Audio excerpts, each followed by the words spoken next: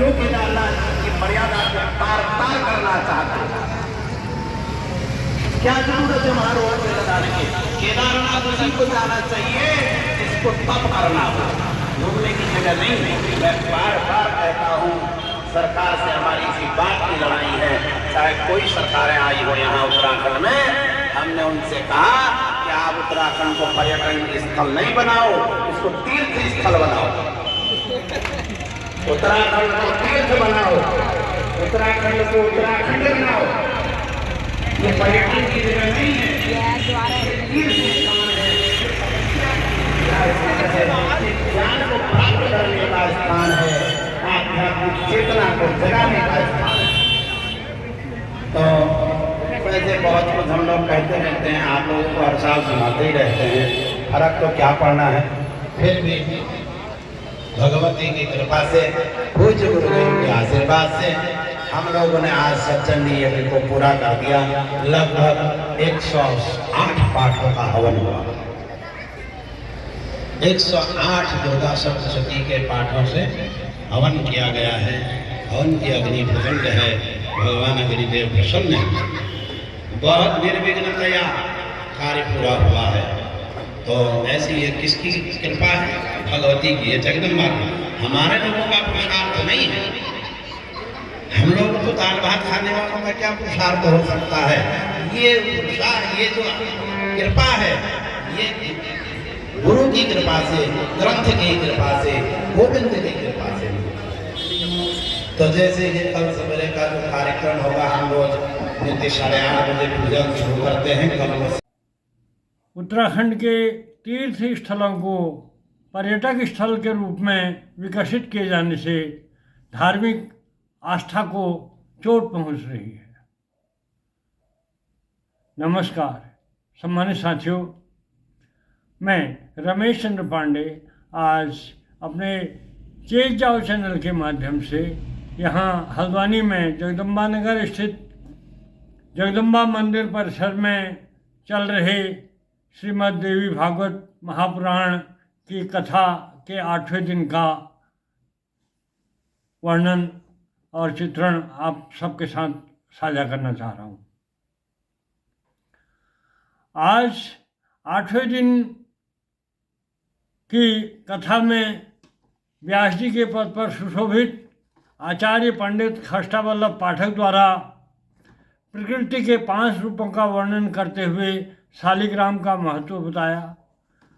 व्यास जी ने विशेष रूप से सावित्री की कथा सुनाई और कहा कि दुर्गा, राधा, लक्ष्मी, सरस्वती और सावित्री प्रकृति के 5 रूप हैं। व्यास जी ने कहा कि प्रकृति रूपी सरस्वती का पूजन पहली बार भगवान श्री कृष्ण ने बसंत पंचमी के दिन किया था। सरस्वती पूजन से मनुष्य को सब कुछ हासिल हो जाता है।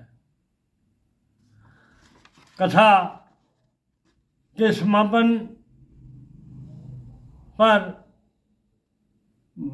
व्यास जी के साथ मंचासीन कीर्तन मंडली के जगदीश लोहनी जी द्वारा मधुर संगीत में सुनाए गए भजनों से श्रोता भक्ति भाव से झूम उठे। और इधर कथा के समापन के बाद यज्ञाचार्य डॉक्टर मनोज पांडे ने इस यज्ञ को सफल बनाने में जन जन के सहयोग की सराहना करते हुए कहा कि 7 अप्रैल को दोपहर 12 बजे पूर्णाहुति के साथ यज्ञ का पारायण होगा और उसके बाद कन्या पूजन और भंडारा का आयोजन होगा। यज्ञाचार्य डॉक्टर मनोज पांडे जी द्वारा इस बात पर बल दिया गया कि उत्तराखंड के तीर्थ स्थलों के प्रति जो जन जन की आस्था है उसको यथावत बनाए रखने के लिए तीर्थ स्थलों को पर्यटक स्थल के रूप में विकसित किया जाना उचित नहीं है।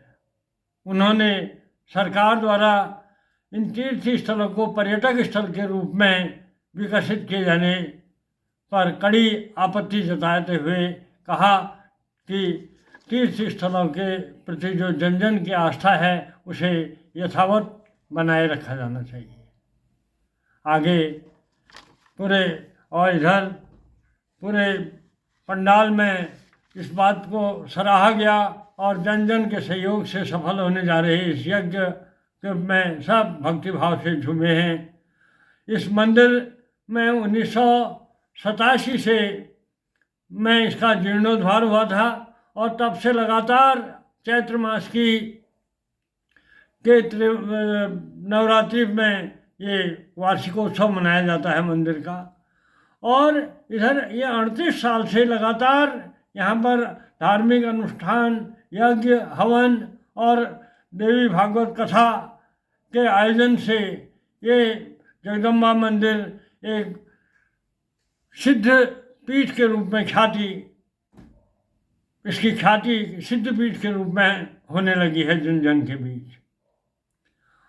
ये एक बहुत बड़ा रहा जहाँ पूरे देश में जिस समय कोरोना काल था उस समय भी यहाँ पर प्रबुद्ध विद्वान और पंडित लोगों ने पूरे जो ये वार्षिकोत्सव के अवसर पर चैत्र मास की नवरात्रि में जो मंदिर का जो वार्षिकोत्सव होता है उस समय भी यहाँ पर धार्मिक अनुष्ठान, मूल पाठ, सप्तश्री पाठ और हवन आदि का आयोजन लगातार किया गया था। तो आगे इस पूरे जगदम्बा की महिमा से कल इस भंडारे का समापन पारायण होने जा रहा है और इस बीच आज रविवार की शाम से ही भंडारे के आयोजन की तैयारी हो रही है। पूरे सब लोगों से अपील है मंदिर जगदम्बा मंदिर समिति की कि कल 1 अपराह्न 1 बजे से सब भंडारे में मंदिर में आकर भंडारे का प्रसाद ग्रहण करें। धन्यवाद।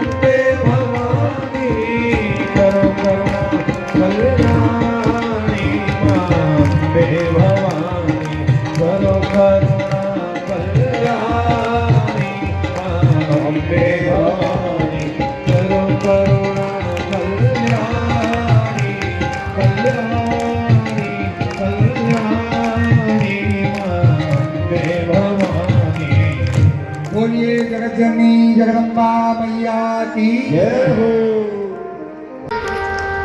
गिफ्ट के रूप में उन बच्चों के उत्साहवर्धन के लिए कुछ रखा, थोड़ा विलंबित भी होगा तो क्षमा कीजिएगा। जी बोलते हैं तो और जैसे कि पाठक जी ने कहा, व्यास जी ने कि यज्ञाचार्य सबके आचार्य गुरु जी हैं, पूज्यपाद गुरु जी ही सबके आचार्य हैं, वही व्यास हैं, वही आचार्य हैं। हम तो उनकी परंपराओं को निभा रहे हैं, उनके परंपराओं का पालन कर रहे हैं।